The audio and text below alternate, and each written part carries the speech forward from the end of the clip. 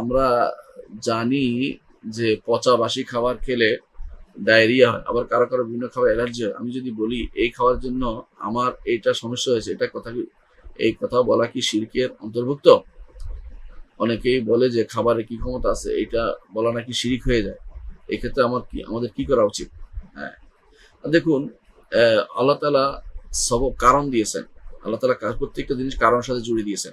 যেমন আগুনে হাত দিলে হাত পুড়ে যায়। আপনি বলবেন যে আগুনে হাত পুড়ে গেছে, কথা শুদ্ধ, অসম্ভব কিছু না। পানিতে ডুবে গেলে মরে যায়, মানে বলতে পানিতে ডুবে মরে গেছে, কথা সত্য, কারণটা উল্লেখ করবেন। ঠিক পচা বাসি খাওয়ার কারণে আমার পেট খারাপ হয়েছে, কথা সত্য, কোনো সন্দেহ নেই। কিন্তু এইটা এই কারণের দিকে নেসবত করাটা জায়েজ আছে যদি কোনো কারণটা যৌক্তিক হয়। কারণটা যৌক্তিক হয়। অযৌক্তিক কারণ হলে শুধু শিরিক হয়ে যাবে। অর্থাৎ যৌক্তিক কারণ নয় এমন কিছু বললে শুধু শিরিক হয়ে যাবে। যেমন আপনি বললেন যে আমি এই রাস্তা দিয়ে চলার কারণে এই কবর আল্লাহ সম্মান করি না বলে আমার আজকে পেট ব্যথা আরম্ভ হয়েছে, তাহলে মিথ্যা কথা, এটা হলে শুধু শিরিক হবে। আর যদি বলেন যে এই কবর আল্লাহ আমার পেটে ব্যথা আরম্ভ করাই দিয়েছে, তাহলে বড় শিরিক হয়ে যাবে।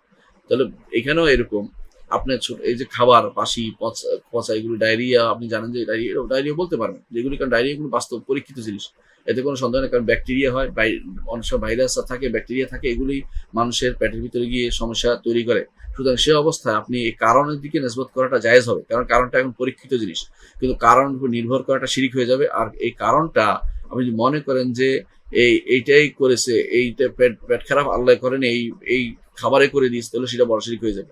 তাহলে মূল কারণ হিসেবে বললে জায়েজ আছে, কারণ হিসেবে বললে জায়েজ আছে, কিন্তু কারণ যদি কারণটা যে গ্রহণযোগ্য হয়, আপনি বলবেন এটা যে আমার মনে হচ্ছে সম্ভবত এই খাবারটা এইটার কারণ হতে পারে, কারণ সম্ভবত কারণ হতেই পারে, খাবার মধ্যে এরকম জিনিস থাকতে পারে। অনেক সময় অনেক বাসি খাবারও সমস্যা করে না, কারণ অনেক সময় মানুষ পান্তা ভাত খায় বছর বছর ধরে, তার কোনো পেট সমস্যা হয় না। এর অর্থ হচ্ছে যে পানি দেওয়ার কারণে সেটাকে ইয়া থেকে ব্যাকটেরিয়া মুক্ত করা হচ্ছে বা সেটাকে ভাইরাস মুক্ত করা হচ্ছে, এটা বোঝা যায়। এই জন্য তার সমস্যা নাও হতে পারে।